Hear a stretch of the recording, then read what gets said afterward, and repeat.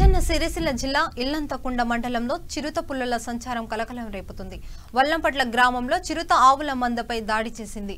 చిరుత పులి దాడిలో ఒక ఆవును గాయాలు కాగా ఒక దూడ మృతి చెందినట్లు ఫారెస్ట్ అధికారులు ధృవీకరించారు. మండలంలోని వల్లంపట్ల గ్రామానికి చెందిన జంగిట లచ్చయ్య అనే రైతు తన మామిడి తోటలో పశువుల మందను ఏర్పాటు చేశాడు.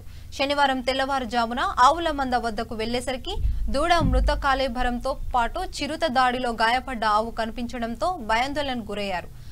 మామిడి తోట పక్కనే ఉన్న చిరుత ఆనవాళ్లు కనిపించడంతో స్థానిక గ్రామస్తులు రైతులు భయాందోళనకు గురవుతున్నారు.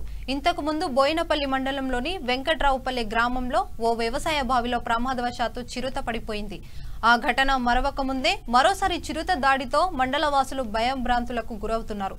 దీంతో ఒంటరిగా తిరగవద్దు అని ఫారెస్ట్ అధికారులు తెలిపారు.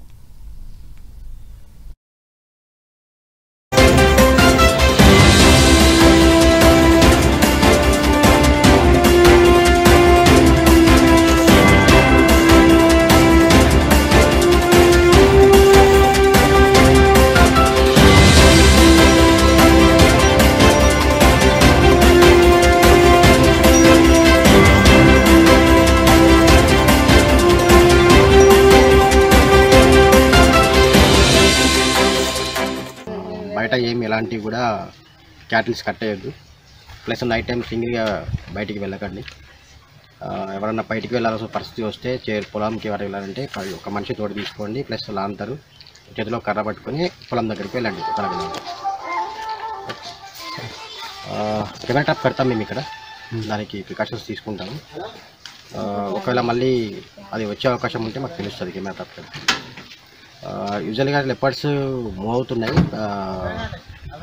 ఇంకో దగ్గర నుంచి కూడా మాకు ఇట్లా ఇన్ఫర్మేషన్ ఉంది, ధర్మారంలో కూడా ఇట్లా లెపర్డ్ కనిపించింది అని. సో పబ్లిక్ అంతా కొద్దిగా అవేర్గా ఉండి ఇది 6-7 తర్వాత నైట్ ఒంటరిగా వెళ్ళటం మాత్రం మానేది. క్యాటిల్స్ అనేది పూర్తిగా ఇంటి దగ్గర లోపలే కట్టేసుకోండి. చావడి దూరంలో ఇట్లా పొలంలలో బయట ప్లేస్లలో మాత్రం కట్టేయకండి. Thank you. ఓకే.